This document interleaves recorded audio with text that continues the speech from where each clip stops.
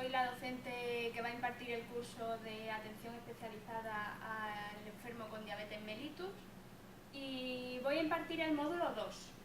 Este módulo consta de 50 horas lectivas. No obstante, vamos a dividirlo la mitad, el 50% en horas teóricas y el 50% en horas prácticas. Este módulo se va a denominar cómo actuar ante una hipoglucemia. Vamos a comenzar. Para saber en primer lugar cómo actuar ante una hipoglucemia, ¿puedo borrar?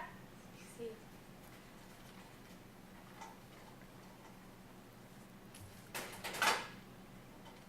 Para saber en primer lugar cómo actuar ante una hipoglucemia, lo primero que tendremos que hacer es saber qué es. ¿Se ve? ¿Qué es una hipoglucemia? Lo primero que tenemos que saber es que la hipoglucemia es la complicación más frecuente en los pacientes diabéticos. Definiremos la hipoglucemia cuando la glucemia en sangre es inferior a 50-60 miligramos por decilitro. ¿Qué quiere decir esto?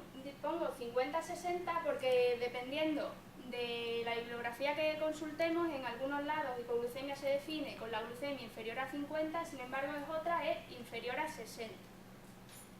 Cuando la glucemia es inferior a estos valores es cuando aparecen los signos y síntomas. Los signos y síntomas es lo que nos va a permitir detectar esa hipoglucemia y lo que nos va a permitir actuar en primera línea ante ella. Los signos y síntomas van a depender de dos cosas. No en todas las personas afecta igual la hipoglucemia. Los signos y síntomas van a depender del nivel de glucosa que el enfermo tenga previamente en sangre y también de la rapidez con que disminuye esta. ¿Alguna duda hasta aquí? ¿Puedo borrar?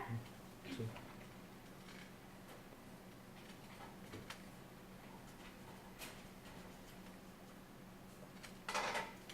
Pues ahora a continuación vamos a ver qué posibles causas nos van a producir esas hipoglucemias.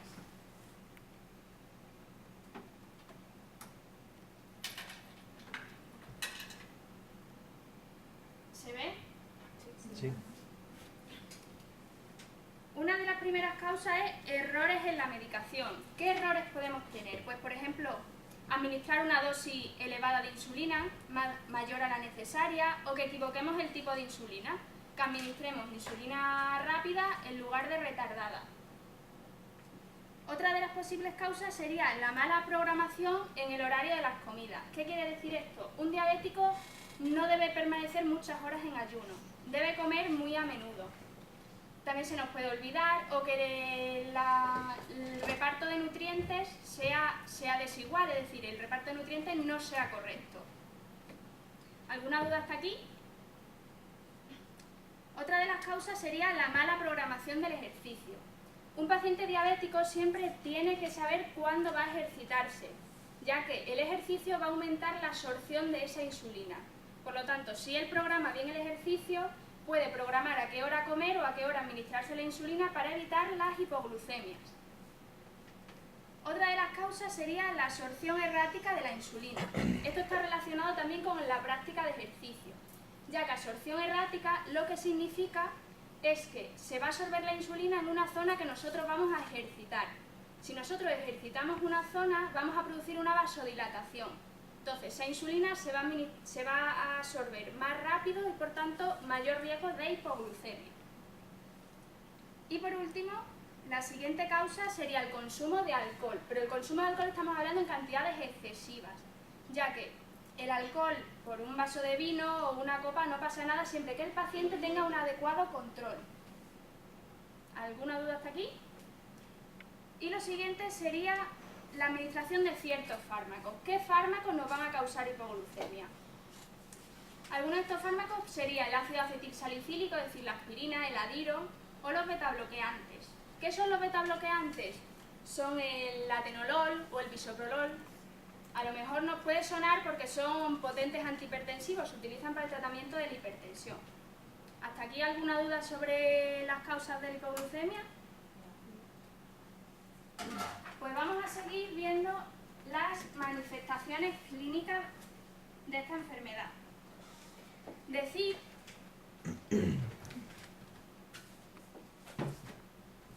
que vamos a tener dos tipos de sintomatología. Vamos a tener los síntomas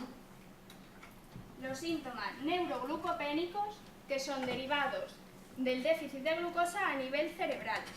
Y después vamos a tener los síntomas adrenérgicos. Los síntomas adrenérgicos van a estar fundamentados en la necesidad que tiene el cuerpo de esa glucosa que está deficiente. ¿Alguna duda hasta aquí? ¿Qué manifestaciones clínicas tiene? Vamos a diferenciar entre tres tipos de hipoglucemia, dependiendo del valor de la glucosa sanguínea. En primer lugar vamos a tener la hipoglucemia leve. Esta hipoglucemia nos va a causar sudoración, taquicardia, hambre, temblor, ansiedad. Es decir, el paciente va a estar ansioso, va a estar tembloroso, va a estar agitado, lo vamos a ver que está sudando y va a tener hambre. Es una respuesta inteligente del cuerpo humano, le está pidiendo lo que está deficiente. En segundo lugar tendríamos la hipoglucemia moderada. Aquí el paciente va a estar confuso, va a estar somnolento, le va a doler la cabeza, va a experimentar ciertos trastornos del habla, es decir, se le va a enredar la lengua, no vamos a ser capaces de comunicarlos con él bien y va a tener una mala coordinación muscular. ¿A qué se...? Dime, Rubén. Una preguntita. En la hipoglucemia leve, cuando al paciente le tengas que ayudar a tomar alimento, ¿qué es lo más lógico? ¿Un alimento como un bocadillo, azúcar? ¿Qué sería lo más lógico? Rubén ha preguntado que qué actuación deberíamos llevar a cabo en una hipoglucemia leve. Eso lo vamos a ver posteriormente, que vamos a ver cómo tratar al paciente dependiendo de su estado de conciencia. Ya no se trata según la fase de la hipoglucemia, si es leve, moderada o severa, sino depende si el paciente está consciente o inconsciente. ¿He resuelto tu duda? ¿Los demás hasta aquí alguna duda más? ¿A qué nos recuerda este cuadro? ¿Nos recuerda a alguien algo esa sintomatología? Pues se asemejaría a una borrachera. Muy bien, a un cuadro de intoxicación etílica. Y por último, la hipoglucemia severa. ¿Qué sintomatología vamos a tener aquí? El paciente va a estar desorientado. Incluso va a llegar a convulsionar hasta la pérdida de conciencia. ¿Alguna duda hasta aquí? ¿En la severa siempre perdería la conciencia? Sí. Si no se trata adecuadamente, pero en cualquier hipoglucemia va a ir a peor hasta la pérdida de conciencia. Y después es mucho más difícil retomar ese nivel. Es decir, cuanto más bajo y más grave sea la hipoglucemia que nosotros detectemos, más nos va a costar retomar esa glucemia sanguínea.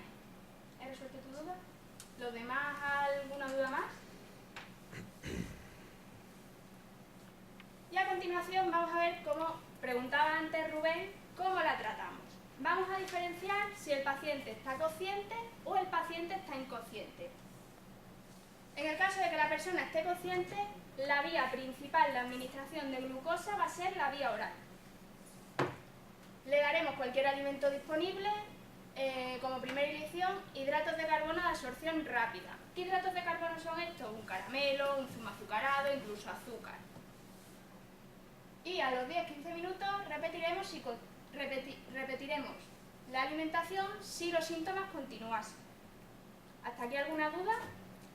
Pues si el paciente se encuentra inconsciente, lo vamos a ver en las clases posteriores.